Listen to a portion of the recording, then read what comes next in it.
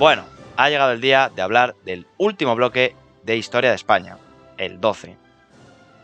Este comienza con lo último del anterior vídeo, la muerte de Franco el 20 de noviembre de 1975. Tras esto comenzó la llamada transición, en la que Juan Carlos fue proclamado rey y jefe de Estado el 22 de noviembre. Esta transición terminó en octubre de 1982 con la victoria electoral del PSOE. Tras la muerte de Franco había tres alternativas políticas: continuar con el régimen franquista con alguna modificación superficial, esta era defendida por el búnker, realizar una reforma política a partir de las leyes e instituciones del franquismo, esta era propuesta por los aperturistas, y llevar a cabo una ruptura democrática para acabar con la dictadura de forma inmediata, esta era defendida por la oposición democrática. La segunda de ellas fue la elegida finalmente. Durante la transición, el papel del rey fue fundamental. Asumió la jefatura del Estado el 22 de noviembre tras jurar los principios del movimiento nacional y las leyes fundamentales del régimen. A pesar de ello, en su primer discurso dejó entrever su voluntad democrática. El rey quiere serlo de todos a un tiempo, y de cada uno, en su cultura, en su historia y en su tradición.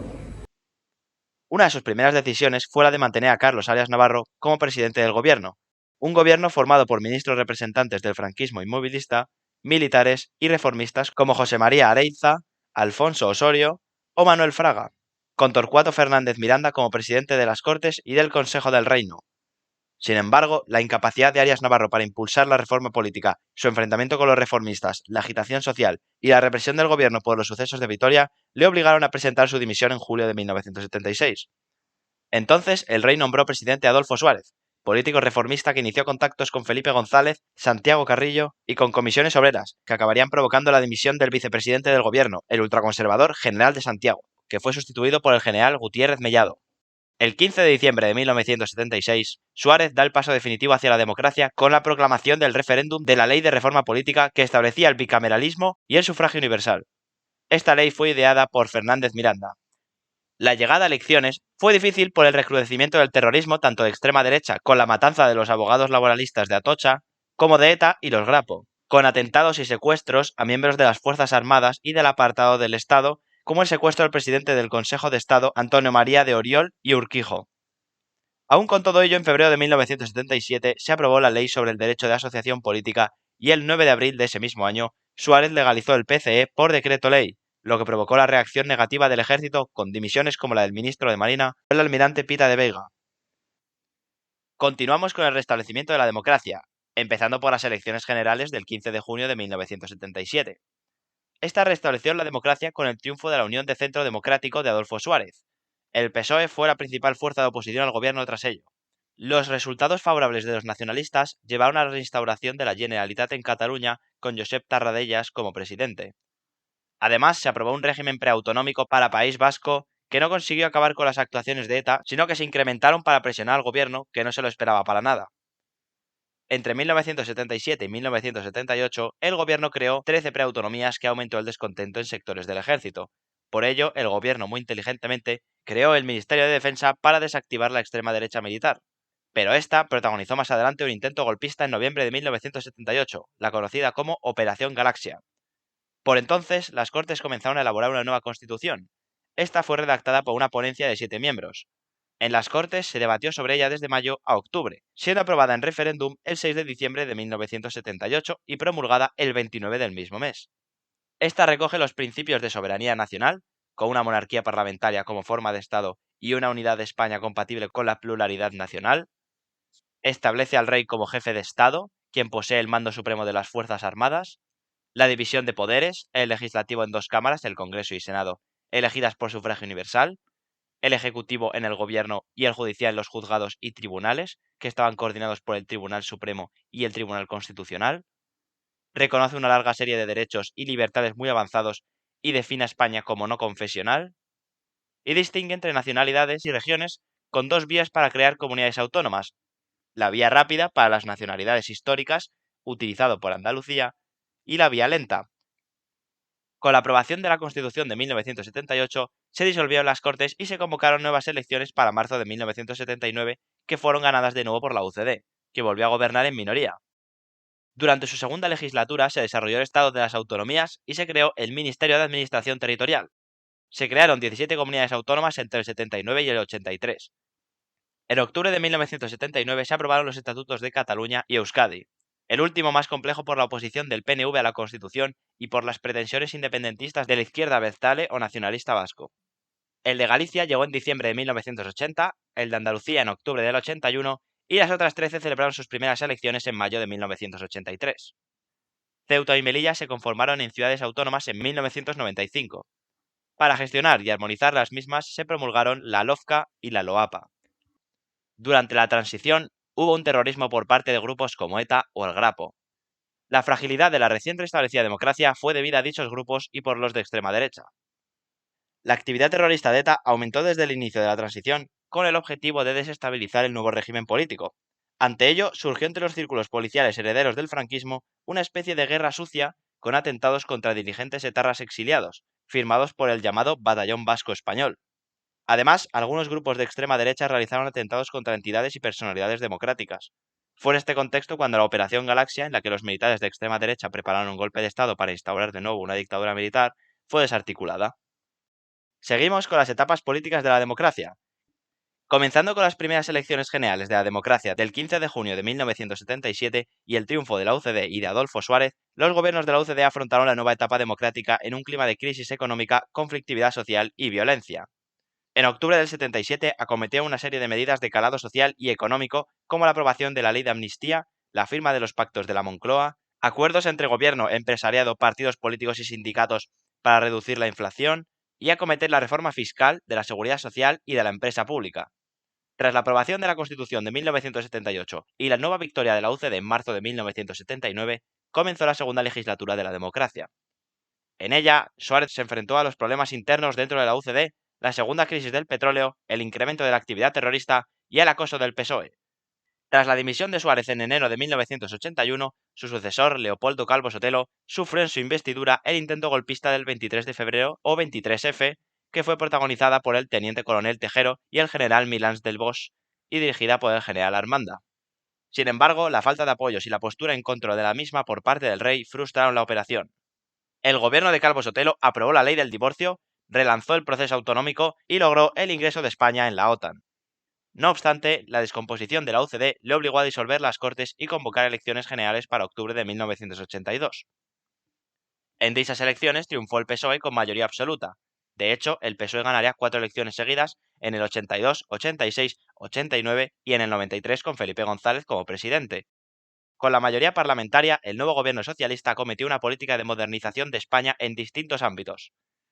Empezando por el ámbito social, pues son los socialistas, ampliaron el estado de bienestar a través de la Ley General de Sanidad y la instauración de las pensiones no contributivas, que son como las pensiones, pero para aquellas personas que no han cotizado nunca a la Seguridad Social o no han alcanzado el mínimo de años para recibirlas. Implantaron un nuevo sistema educativo con la LOGSE, que ampliaba hasta los 16 años la enseñanza obligatoria. Establecieron mejoras laborales como jornadas de 40 horas semanales y vacaciones de 30 días, y reconocieron nuevos derechos con la implantación de la objeción de conciencia y el servicio social sustitutorio, y la aprobación de la despenalización parcial del aborto. En el ámbito económico, aplicaron una política de reajustes económicos para atajar la crisis y preparar la entrada en la Comunidad Económica Europea. Emprendió la reconversión industrial, la reestructuración bancaria, el control salarial y una nueva reforma fiscal. Sin embargo, estas medidas no frenaron la subida del paro. Irónicamente, las medidas le enfrentó a los trabajadores y a los sindicatos que protagonizaron la huelga general del 14 de diciembre de 1988. En el ámbito de la seguridad del Estado, potenciaron la lucha contra el golpismo al iniciar la profesionalización del ejército y el terrorismo de la extrema derecha, pero sobre todo contra el terrorismo de ETA, para lo que combinaron distintas medidas como reforzar la cooperación con Francia, continuar con las políticas de reinserción penitenciaria iniciadas por los gobiernos de la UCD, establecer un frente político contra el terrorismo con la firma del Pacto de Madrid y la del Pacto de Ajuria-Enea, tras el atentado del Hipercor de Barcelona, e iniciar la negociación directa con la banda terrorista a través de las conversaciones de Argel. Esta política se vio ensombrecida por la aparición del GAL, que eran grupos antiterroristas de liberación que practicaron la guerra sucia contra ETA. Y en el ámbito exterior, España firmó el Tratado de Adhesión a la Comunidad Económica Europea el 12 de junio de 1985. El gobierno celebró el referéndum sobre la permanencia de España en la OTAN. El 7 de febrero de 1992, España firmó el Tratado de Maastricht, que dio lugar al nacimiento de la Unión Europea e inició la implementación de un programa de convergencia económica que no logró cumplir. Ese mismo año también tuvieron lugar dos acontecimientos de gran proyección internacional, la Exposición Universal de Sevilla y los Juegos Olímpicos de Barcelona, Sin embargo, los casos de corrupción y escándalos como el caso Gal, el caso Juan Guerra o el caso Luis Roldán deterioraron la imagen del gobierno, que le pasó factura en las elecciones de 1993. En estas, la victoria sin mayoría absoluta del PSOE obligó a Felipe González a pactar con los nacionalistas y adelantar las elecciones en 1996. En dichas elecciones de marzo de 1996 triunfó el PP y comenzó su gobierno durante 2 legislaturas hasta el 2004. En ellas, José María Aznar estuvo al frente del gobierno. Su política destacó en el ámbito económico, en el que el gobierno inició una política económica neoliberal para disminuir el gasto público y privatizar las empresas estatales como Telefónica, Camsa o Argentaria, con lo que aumentarían ingresos y reducirían la deuda pública. Además, se intensificó la concentración bancaria. Por ello, España cumplió las condiciones de Maastricht y se convirtió en uno de los 11 países fundadores de la Unión Económica y Monetaria Europea. En el ámbito de la política antiterrorista, ETA incrementó su actividad terrorista con secuestros como el del funcionario de prisiones José Antonio Ortega Lara en 1996 o asesinatos como el de Miguel Ángel Blanco en 1997. En 1998 se firmó el Pacto de Estrella y ETA anunció una tregua que rompió en noviembre de 1999. El gobierno reaccionó a esto aumentando la intensidad de la lucha antiterrorista. Dicha lucha se reforzó con el Pacto por las Libertades y contra el Terrorismo, suscrito por el PP y el PSOE en diciembre del 2000. Y en el ámbito exterior, España se integró en la estructura militar de la OTAN, aportó tropas durante la invasión de Irak por parte de Estados Unidos en 2003. En este contexto, los atentados del 11 de marzo de 2004, protagonizados por islamistas radicales a 3 días de las elecciones, pusieron fin a los gobiernos de Aznar. El 14 de marzo del 2004, las elecciones dieron la victoria al PSOE, liderado entonces por José Luis Rodríguez Zapatero. Su primera legislatura comenzó con la salida de las tropas de Irak. Durante esta, presentó ante la ONU la Alianza de las Civilizaciones y se revisó el Estatuto de Cataluña. Además, su gobierno promulgó varias medidas de carácter social, como la Ley contra la Violencia de Género, la Ley de Dependencia, la Ley de Matrimonio Homosexual y la Ley de Regularización de Inmigrantes. Su segunda legislatura estuvo marcada por la crisis financiera y mundial de 2008 y estuvo condicionada por una política de austeridad económica y recorte público dirigida desde la Unión Europea. Las elecciones del 20 de noviembre de 2011 dieron el triunfo al PP con Mariano Rajoy al frente. En su gobierno aplicó la política económica de la Unión Europea y se enfrentó a la corrupción política del caso Gürtel y al independentismo catalán. Durante su mandato, Juan Carlos abdicó en su hijo, que fue proclamado rey con el nombre de Felipe VI. La integración de España en Europa se inició durante la transición española, que propició la proyección internacional de España. La entrada en la OTAN, en la Comunidad Económica Europea, y la liberalización de la economía ayudaron a convertirla en uno de los estados de referencia mundial. Todas las fuerzas políticas durante la transición compartían la integración de España en las instituciones europeas.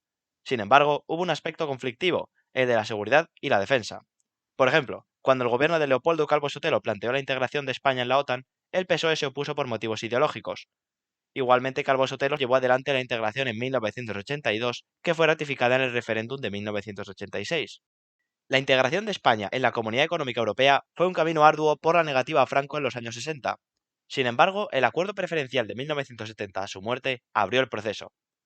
En el 77, el gobierno de Adolfo Suárez solicitó la apertura de negociaciones por el bloqueo francés ante la amenaza que podía suponer para sus intereses agrarios. Dichas negociaciones comenzaron en febrero de 1979 y concluyeron con la firma del Tratado de Adhesión. El ingreso efectivo de España se produjo el 1 de enero de 1986 junto con el de Portugal. Desde que ingresó, España se mostró favorable a los cambios introducidos en los sucesivos tratados. En el de Maastricht se refundó la Comunidad Económica Europea con el nuevo nombre de Unión Europea, convirtiéndose en una unión económica y monetaria como antesala de una mayor integridad política. Estos acuerdos de Maastricht fueron ratificados casi unánimemente por el Parlamento español. El acuerdo obligaba a un plan de convergencia económica que daría derecho a los estados a formar parte de la Unión Económica y Monetaria Europea, y que consistía en que la tasa de inflación no podía superar en más de 1,5 puntos la media de los 3 países de la Unión con menos inflación, que el límite de déficit público se situase en un 3% del PIB y que los tipos de interés no debían ser mayores a 2 puntos por encima de como fueran en los 3 países con menores tipos. Además, había que mantener un tipo de cambio estable. Para España, el logro del plan de convergencia parecía factible, pero el escenario cambió con el fin del boom económico de los años 80 y la crisis en España por los acontecimientos de 1992. Por fortuna, la crisis fue tan aguda como corta, y los signos de recuperación ya empezaron a verse en 1994. En 1999, España consiguió cumplir los objetivos del plan de convergencia, siendo uno de los 11 países fundadores de la Unión Económica y Monetaria Europea, la llamada zona euro, cuya moneda entró en circulación el 1 de enero de 2002 en la eurozona. Otros tratados europeos que han marcado la ampliación y reforma de la Unión Europea en los que ha participado además España son el de Ámsterdam, que reconoció la libre circulación de ciudadanos y estableció el desarrollo de una justicia, una política exterior y una seguridad común, la Europol; el de Niza, que reformó el de Ámsterdam al aceptar el concepto de la Europa de las dos velocidades y al aprobar las reformas estructurales, dotando de más poderes legislativos y de control al Parlamento Europeo, que se estancaron con el auge de los países euroescépticos. Según Maastricht, la Unión Económica sería el preámbulo de una mayor integridad política, elaborándose el proyecto de Constitución Europea aceptado por España y paralizado por el rechazo de Francia y Holanda; y también el de Lisboa, que pretendía una visión reducida de la Constitución, pero que con el rechazo de Irlanda quedó en suspenso a la espera de nuevas iniciativas. La integración de España en Europa acarreó importantes consecuencias económicas, pues el PIB se ha duplicado entre 1985 y 2013, además se ha recortado la distancia entre los demás miembros de la Unión Europea y España, pues ingresó con un 72% de media y en 2014 tenía un 91%, tras haber alcanzado en 2007 ante la crisis el 103%. El comercio exterior ha multiplicado por 7 el valor de sus importaciones y además el desarrollo de la agricultura se ha beneficiado de la PAC, la Política Agraria Común. Sociales, pues España se ha beneficiado de los fondos de cohesión, como el FEDER, FEOGA, IFOP o el FSE, que junto a la actuación en distintos sectores han ayudado al desarrollo y modernización de la sociedad española. La colaboración frente al terrorismo, pues España ha contado en su lucha contra el terrorismo con el apoyo que ha supuesto la creación de un espacio europeo de seguridad y justicia. El ámbito científico, pues España se ha visto respaldada por las ayudas a la investigación como Horizonte 2020 u Horizonte Europa; y la modernización de las infraestructuras, pues las inversiones de la Unión Europea en España han sido fundamentales para el desarrollo del país. Estas han subvencionado infraestructuras viarias como carreteras y autopistas o redes de ferrocarriles, educativas y rurales. Dichas inversiones de la Unión Europea fueron más de 300.000 millones entre 1986 y 2013. Y bueno, y ya está. Saludos desde aquí a todos los mencionados anteriormente: el vicerrector de la UDIMA, una gran profesora de la Francisco Vitoria, al señor Alberto, el delegado Adrián, a Hugo, Al puto amo Mauro. a Luis el Flaco, Taboada, Miguel Forcada, Claudio, que lo escribí mal en el anterior, pido perdón, que puse Caludio, señor Sola, Ander y como siempre, Ay Rubio. Comenzad vuestra historia ahora y ya nos veremos en el futuro. Muchas gracias a todos. Adiós.